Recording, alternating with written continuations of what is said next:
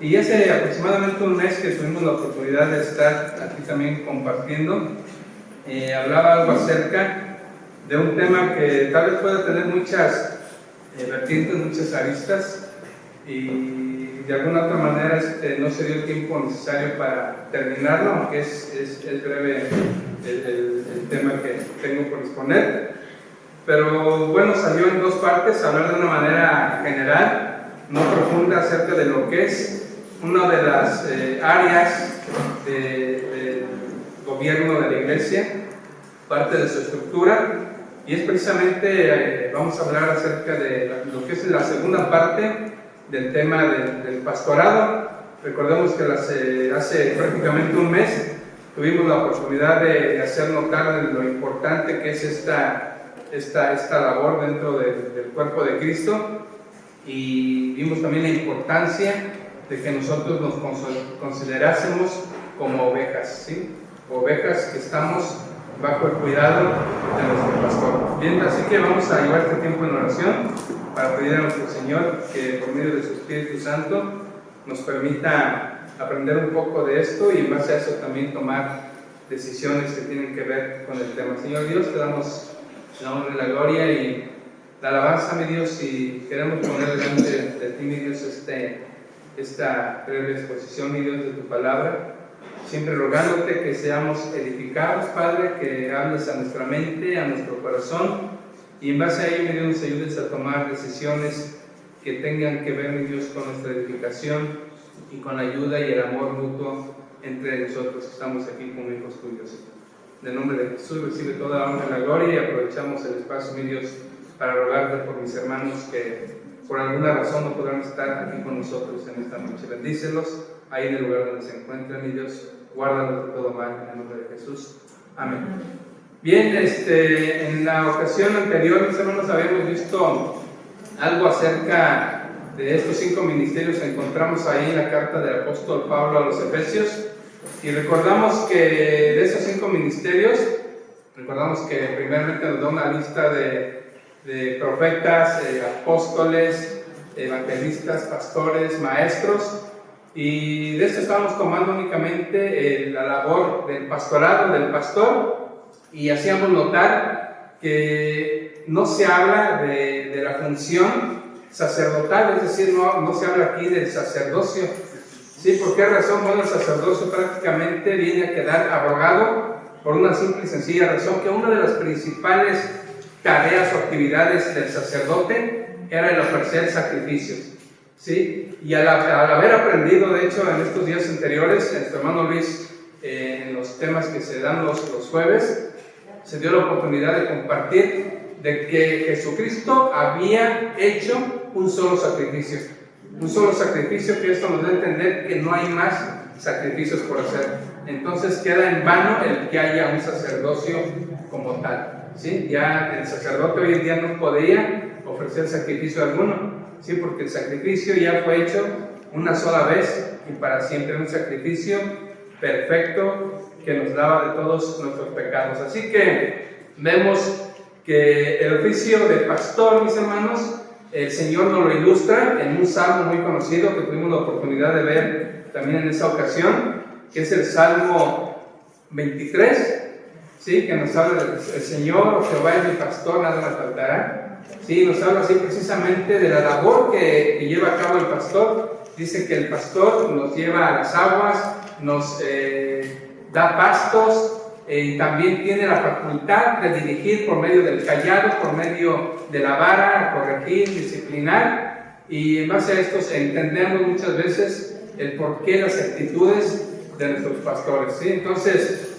lo ilustra así de esa manera, ilustrando a quienes estamos de alguna manera dentro de una iglesia, de una congregación, como quienes somos las ovejas, ¿sí?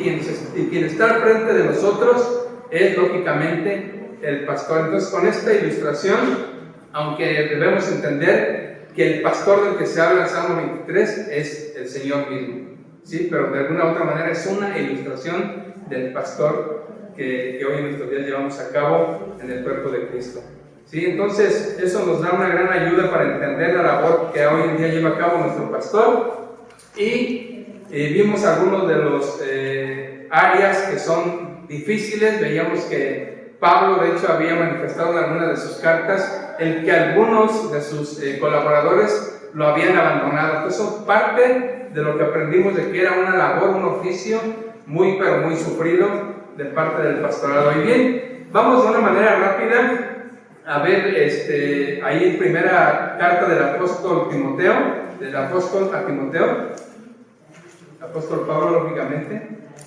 Es un pasaje muy conocido por todos. Primera Timoteo, capítulo 3, verso 1 al 7. Y en estos 7 versos podemos ver algo aquí que podemos denominar como requisitos morales, ¿sí? Características que debe tener como persona aquel que desee ser ministro de Cristo como pastor. Y vemos ahí, vamos ahí a 1 Timoteo 3:17, que no lo tengo por aquí.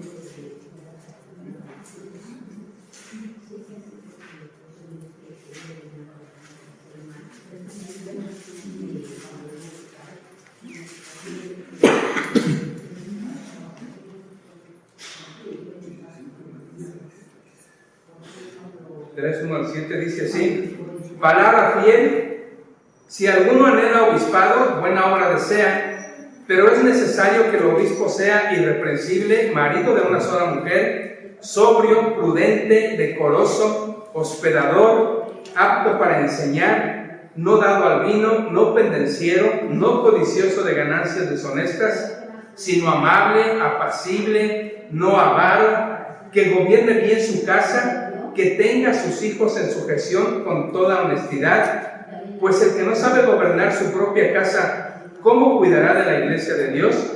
No un neófito, no sea que envaneciéndose caiga en la condenación del diablo. También es necesario que tenga buen testimonio de los de afuera, para que no caiga en descrédito y en lazo del diablo. Bien, rápidamente vamos a ver esta lista que se enumera aquí, y prácticamente estamos hablando de 16 puntos, 16 requisitos que debiera tener el quien desee o tenga el llamado para fungir como pastor. Ahí también tal vez algunos pudieran contar 17, pero bueno, parece ser que uno está incluido dentro del otro. Ahorita vamos a verlo. Bien, primer requisito. Llamamos a estos requisitos morales que tienen que ver con su personalidad de un siervo de Dios. El primero es irreprensible, es decir, que no haya nadie quien le señale alguna falta. Sí, esto con el debido equilibrio, porque sabiendo que somos humanos y que no somos perfectos, y habíamos hablado en la primera ocasión que el pastor no es infalible como cualquiera de todos nosotros.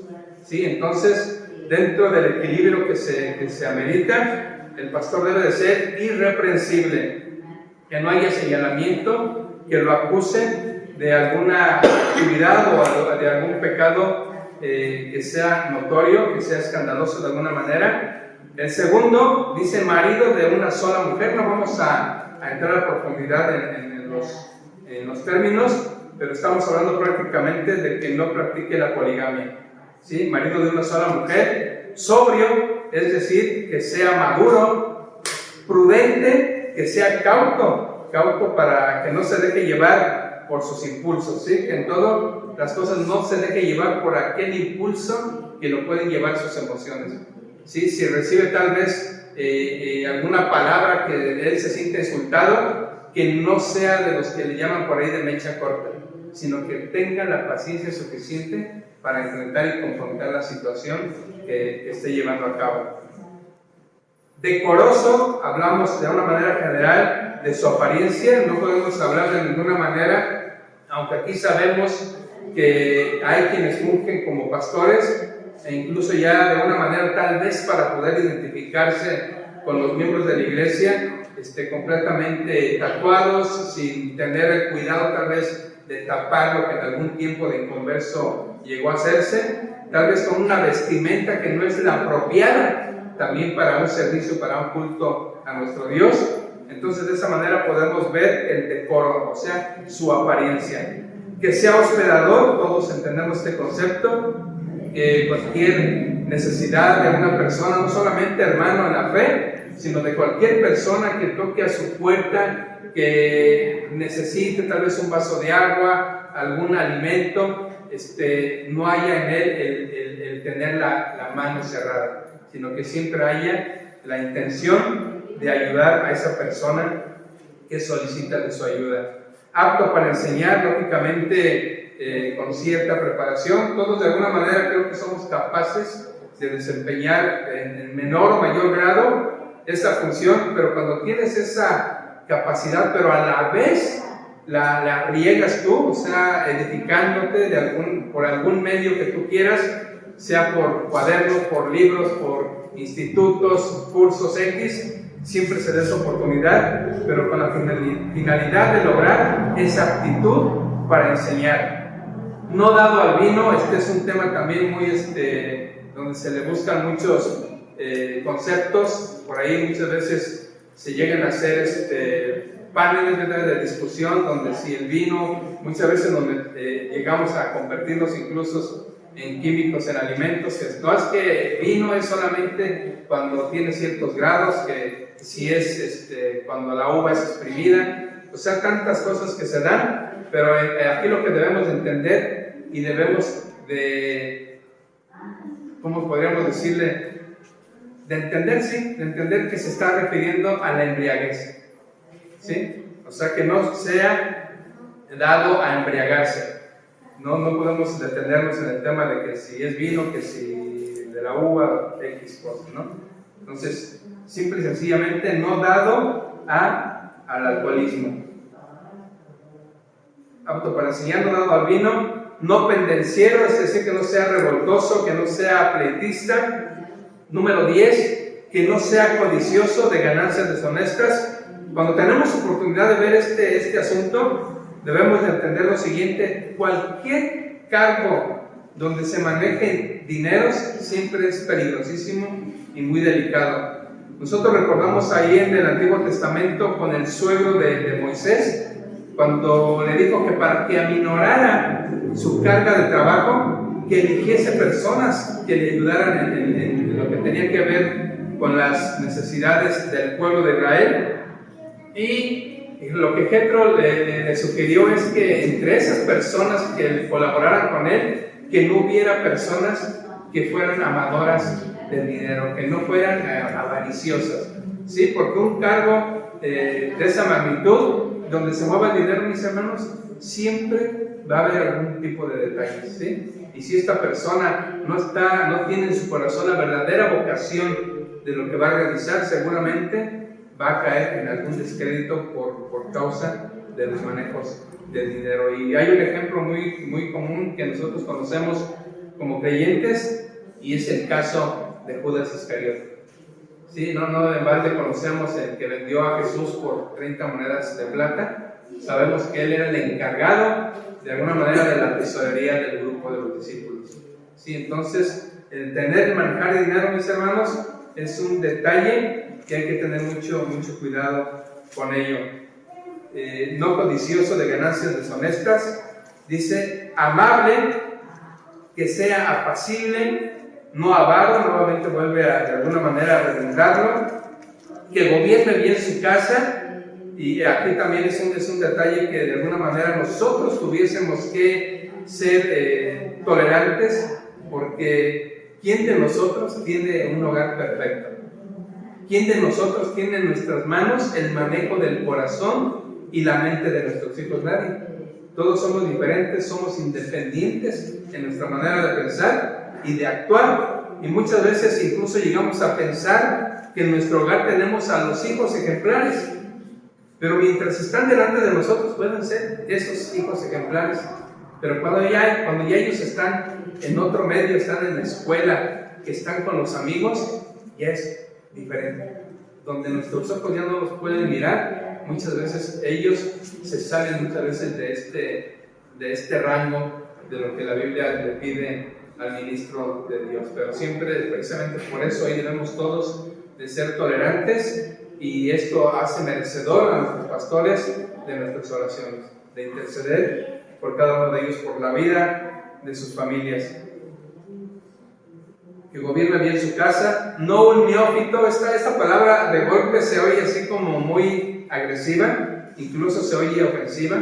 Si yo le digo a alguien, eres un neófito, se oye como si le estuviera maldiciendo, pero no, simple y sencillamente neófito es un recién convertido, ¿sí? No un neófito o no un recién convertido, y que tenga buen testimonio de los de afuera. Esto es importantísimo. Yo prácticamente a lo largo de mi vida de creyente nunca he sido testigo de alguien que vaya a ser nombrado como pastor o incluso como diácono y que se den a la tarea de investigar en su vecindario de cómo es esta persona. ¿Sí? Tal vez nosotros aquí conocemos gente que levanta las manos, que se postra, que grita gloria a Dios, pero en su vecindario pueden tener un concepto completamente diferente. Si tal vez usted vaya a preguntar, no conoce dónde vive el hermano fulano, usted está tocando puertas por ahí para ver si lo conoce. No conoce a fulano de tal. Sí, cada ratito vienen a buscarlo los cobradores, ¿sí? Y nunca lo encuentran o nunca le abren, ¿sí? Entonces ese ya es un mal testimonio de los de afuera, ¿sí? Que aún el inconverso pueda dar testimonio de que es una buena persona dentro de la vida normal, ¿sí? Entonces es muy importante que se tenga buen testimonio de los de afuera, no estar pleiteando tal vez con los vecinos de que me echa la basura, de que me eche el agua para acá, que no corte el pasto. Ese tipo de detalles, mis hermanos, independientemente de que el creyente tenga la razón, debe de pasarlo por alto ese tipo de detalles, ¿sí? Para lograr tener un buen testimonio de quienes nos rodean. Y bien, en general son requisitos que los catalogamos como requisitos morales que se le exigen al siervo de Dios, y vamos a ver aquí un poquito más detallado, por decirlo así, el punto número 2, que son las responsabilidades ministeriales y la demanda que Dios hace de ellas, ¿sí? Entonces, cuando hablamos de responsabilidades, es ya lo que le compete hacer al ministro de Dios. Y para ello vamos a ir al libro del profeta Ezequiel, capítulo 34.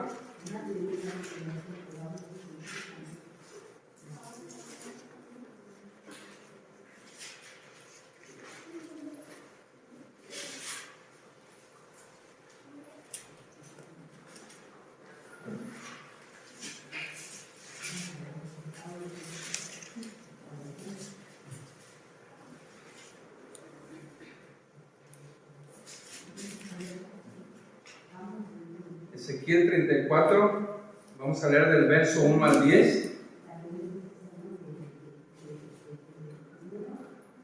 Dice así: Vino a mí palabra de Jehová diciendo: Hijo de hombre, profetiza contra los pastores de Israel, profetiza y di a los pastores, así ha dicho Jehová el Señor: ay de los pastores de Israel, que se apacientan a sí mismos. ¿No apacientan los pastores a los rebaños? Coméis la grosura y os vestís de la lana, la engordada degolláis, mas no apacentáis a las ovejas. No fortalecisteis las débiles, ni curasteis la enferma, no vendasteis la perniquebrada, no volvisteis a agredir la descarriada, ni buscasteis la perdida, sino que os habéis enseñoreado de ellas con dureza y con violencia. Y andan errantes por falta de pasto, por falta de pastor, y son presas de todas las fieras del campo, y se han dispersado. Anduvieron perdidas mis ovejas por todos los montes y en todo collado alto, y en toda la faz de la tierra fueron esparcidas mis ovejas, y no hubo quien las buscase, ni quien preguntase por ellas. Por tanto, pastores, oíd palabras de Jehová. Vivo yo, ha dicho Jehová el Señor, que por cuanto mi rebaño fue para ser robado, y mis ovejas fueron para ser presa de todas las fieras del campo, sin pastor, ni mis pastores buscaron mis ovejas, sino que los pastores se apacentaron a sí mismos, y no apacentaron mis ovejas. Por tanto, oh pastores, oíd palabra de Jehová.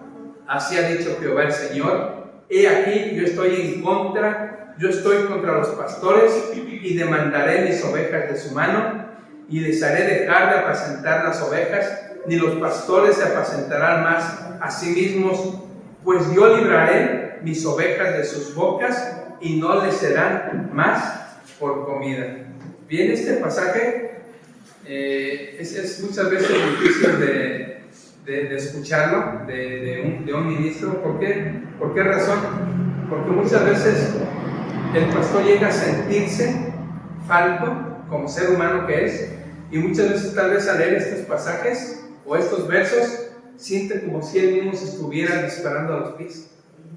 Si dices que esto está hablando tal vez de algo que yo siento que no estoy haciendo, ¿sí? Pero recordemos, somos humanos y somos propensos a fallar, pero siempre está la oportunidad de recomponer nuestra senda, de recomponer nuestro caminar, y sobre todo nosotros como ovejas, el pedir siempre por ellos. Bien, vemos aquí en este pasaje que es el ser pastor. Bueno, al leer Ezequiel vemos que el término pastor como líder religioso no se da únicamente en el Nuevo Testamento, sino que ya Dios lo utiliza aquí en este libro del profeta Ezequiel, y entendemos prácticamente como que la labor del pastor es el liderazgo espiritual o religioso de una nación o de una comunidad, ¿sí? Entonces vemos que el término no es para nada nuevo, no es cosa del Nuevo Testamento, y es algo interesante el ver que hay vocaciones, hay ejercicios que son muy difíciles de tomar por la responsabilidad que conllevan. Sí, yo recuerdo, estaba yo en un grupo de seguridad en una escuela, y en ese tiempo me llamó la encargada y me quería poner como segundo para estar a cargo, y yo la verdad me negué, o sea, no quise estar, y algunos me decían, es que es un dinero más, o sea, ¿cómo puedes desechar una oportunidad así? Y yo la única razón que tuve para no aceptarlo es porque yo conocía a mis compañeros, sabía quiénes se dormían en las casetas, a quienes les daba por salirse de su área para ir a recoger latas, para ir a buscar cosas olvidadas, y eran cosas que no estaban dentro de lo que se debería de tolerar.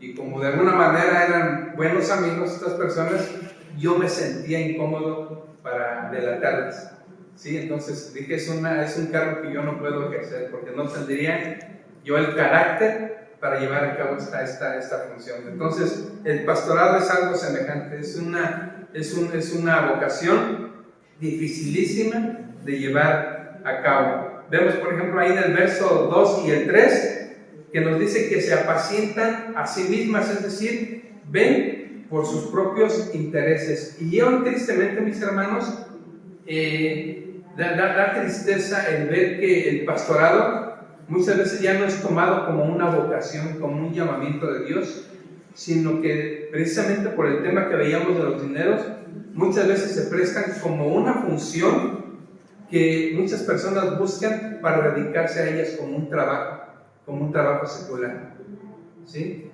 Porque veíamos que donde hay dinero de por medio es algo peligrosísimo, ¿sí? Como en muchos lugares se manejan cantidades nada despreciables, pues se da el espacio para que algunas personas aprovechen y vivan a expensas de lo que la Biblia llama la piedad, es decir, la fe.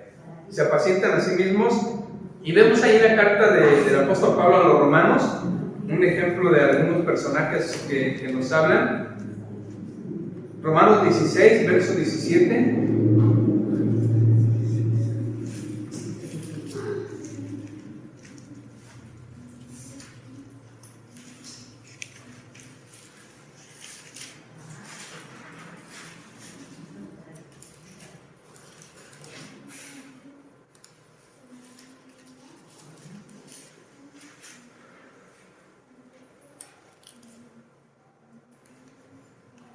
Dice así: mas os ruego, hermanos, que os fijéis en los que causan divisiones y tropiezos en contra de la doctrina que vosotros habéis aprendido, y que os apartéis de ellos, porque tales personas no sirven a nuestro Señor Jesucristo, sino a sus propios vientres, y con suaves palabras y lisonjas engañan los corazones de los ingenuos. cuántas ocasiones, de hecho hace algunos días, no recuerdo si el hermano Marcos enseñó un video de un pastor que se hizo viral porque le estaba exigiendo a una persona en un terreno, parece que se puede, en un terreno, y lógicamente hablan en el nombre de Dios, ¿no? Que el Señor me dijo, el Señor quiere que tú, ¿sí? Y lógicamente, yo no sé si esta persona lo entregó o no, pero estamos hablando de personas ingenuas, ¿sí? Que se dejan sin intimidar, porque estas personas hablan con una autoridad que a la persona más dura y recia las llegan a ablandar, ¿sí? Pero eso no les quita de que en ese momento lleguen a convertirse en personas ingenuas, ¿sí? Y de este tipo de personajes hoy en día abundan y son personas que usan la piedad, como dice la palabra de Dios, que usan la piedad como fuente de ganancias, ¿sí? Entonces a los tales hay que evitarlos, y yo creo que son muchas veces, para muchas veces no se necesita discernimiento de espíritus para esto. Muchas veces hablamos el otro día con el hermano Luis también, no me recuerdo con quién, de que simple y sencillamente se requiere el sentido común para detectar a estas personas, ¿sí? Pero bueno, estas personas siguen vigentes hasta el día de hoy. Vemos en el verso 4 de Ezequiel, Ezequiel 34, versículo 4. En la primera parte de este versículo vemos el descuido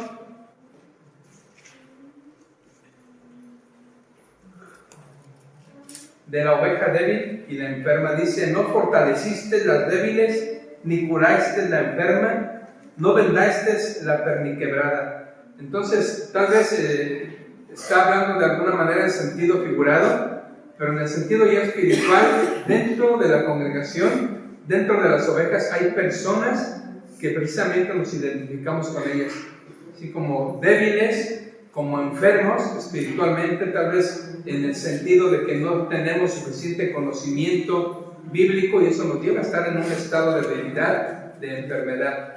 Sí, tal vez podamos estar enfermos por abrazar aún doctrinas que no son las adecuadas, ¿sí? Que no tienen nada que ver con la verdad, y muchas veces eso amerita la intervención por alguno de los medios que tenga el pastorado, tal vez de algún maestro, algún diácono, de enviarlos para aliviar a esa persona enferma espiritualmente o a aquella persona debilitada. Sin embargo, aquí el Señor hace este llamado, esa queja hacia ese tipo de pastor espiritual, de que ha descuidado a la oveja débil, a la oveja enferma.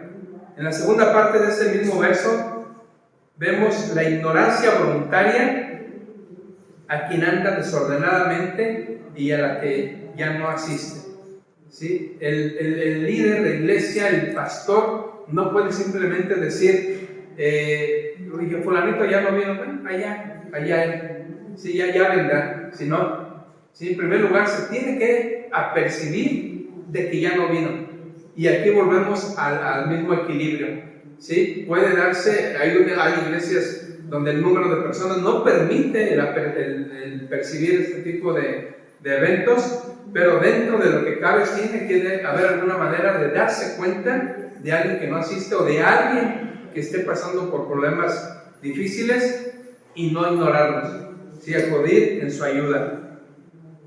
Y del verso 5 al 10 vemos una completa desatención hacia las ovejas. Lo leo rápidamente. Andan errantes por falta de pastor y son presa de todas las fieras del campo y se han dispersado. Anduvieron perdidas mis ovejas por todos los montes y en todo collado alto, y en toda la faz de la tierra fueron esparcidas mis ovejas, y no hubo quien las buscase ni quien preguntase por ellas. Por tanto, pastores, oíd palabra de Jehová. Vivo yo, ha dicho Jehová el Señor, que por cuanto mi rebaño fue para ser robado y mis ovejas fueron para ser presa de todas las fieras del campo sin pastor, ni mis pastores buscaron mis ovejas, sino que los pastores se apacentaron a sí mismos y no apacentaron mis ovejas, ¿sí? Entonces, esto nos recuerda aquel evento donde el Señor Jesús llevó a cabo la multiplicación de los peces y los panes, antes de que se llegara este evento, dice que llegaron las multitudes a él y dice que él tuvo compasión de ellas. Dice, porque parecían ovejas que no tienen pastor. Sí, el Señor se compadecía de las multitudes porque parecían ovejas que no tienen pastor. Sí, entonces es algo que el Señor mismo se dio cuenta al ver a estas personas que acudían a Él para ver sus maravillas, para escuchar su palabra. Y aquí hay un punto bien importante. Estamos hablando de pastores y sus ovejas, pero aquí el Señor nos muestra algo bien importante. En el versículo 6 dice, mis ovejas. Dice, anduvieron perdidas mis ovejas. O sea, ya no le están diciendo sus ovejas de estos pastores. Ya están diciendo, esas ovejas son mías. En el versículo 8 se refiere a ellas como mi rebaño y mis ovejas nuevamente. ¿Sí? Entonces, vemos que en realidad esas ovejas simple y sencillamente están siendo administradas por nuestro pastor terrenal.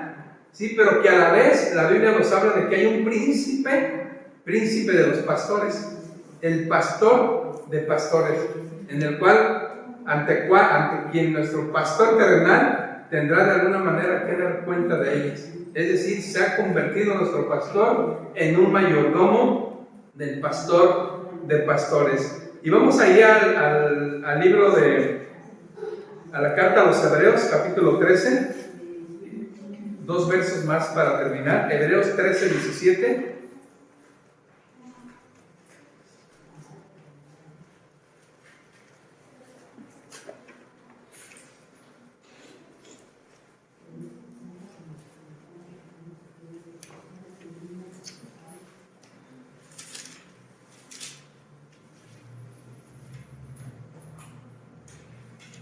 Y esto es algo para cada uno de nosotros. Dice así: obedeced a vuestros pastores y sujetaos a ellos, porque ellos velan por vuestras almas, dice, como quienes han de dar cuenta, para que lo hagan con alegría y no quejándose, porque esto no os es provechoso. A mí lo que me da miedo de esto, mis hermanos, y por eso le digo que no cualquiera lo toma, dice, como quienes han de dar cuenta. Y este libro de Ezequiel precisamente lo está diciendo. Dice el verso 10, Ezequiel 34, 10, así ha dicho Jehová el Señor, he aquí, yo estoy contra los pastores y demandaré mis ovejas de su mano. Prácticamente este pasaje se traslada a nuestros días. ¿Sí? Estas ovejas le serán demandadas a nuestro hermano Luis. ¿Sí? Razón de amar, mis hermanos, para que siempre estemos nosotros al pendiente en nuestras peticiones. Siempre tenemos, por inercia, y una inercia que es hasta cierto punto lógica. Hablábamos de que la gente en conversa se refiere a nosotros cuando pide una oración por ellos. Dicen, ustedes que están más cerca de Dios, pidan por mí. ¿Sí? Y nosotros, como creyentes, a la vez hacemos lo mismo con el pastor. Si el pastor ore por nosotros, siempre acudimos a esa ayuda espiritual del pastor. ¿Sí? Pero difícilmente decimos, vamos a orar por nuestros pastores, vamos a orar por nuestro pastor. Siempre pensamos que Él es la fuente de todo tipo de ayuda espiritual, y no es así, hermanos. ¿Sí? Debe salir de nosotros también esa intención, ese deseo de orar por las necesidades de nuestros pastores, de quienes están a cargo de la obra de Dios. Último pasaje, 1 de Pedro 5.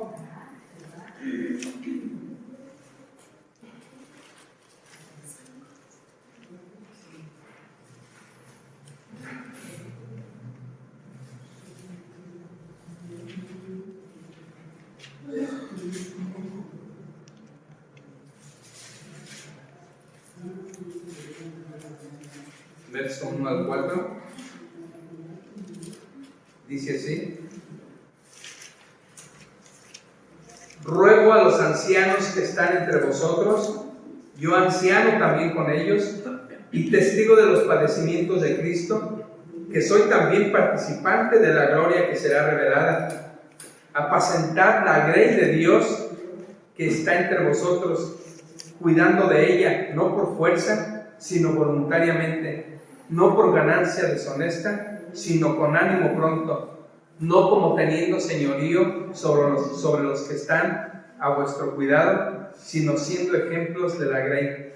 Y cuando aparezca el príncipe de los pastores, vosotros recibiréis la corona incorruptible de gloria. Prácticamente en este pasaje del apóstol Pedro está hablando de una manera general de las demandas que Dios pide del pastorado, de los ancianos, de los obispos, ¿sí? Repito, apacentar la grey de Dios. Grey significa rebaño o manada, ¿sí? Entonces, un llamado nuevamente, mis hermanos, al igual que en aquella ocasión, a que consideremos la difícil labor de nuestro pastor, ¿sí? Una labor dificilísima, con cargas muchas veces, además de las cargas que conlleva la vida secular, aparte se añade una carga más de otra familia, una familia espiritual, ¿sí? Para que nosotros de veras nos comportemos como unas ovejas auténticas, ¿sí? Porque recordemos que en los rebaños muchas veces también hay chivitos,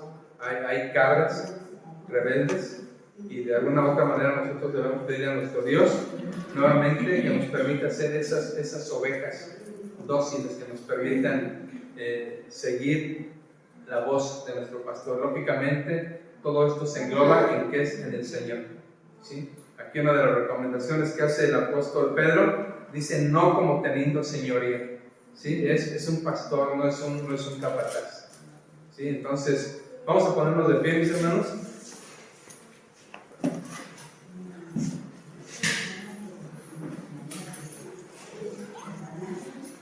Vamos a hacer una oración para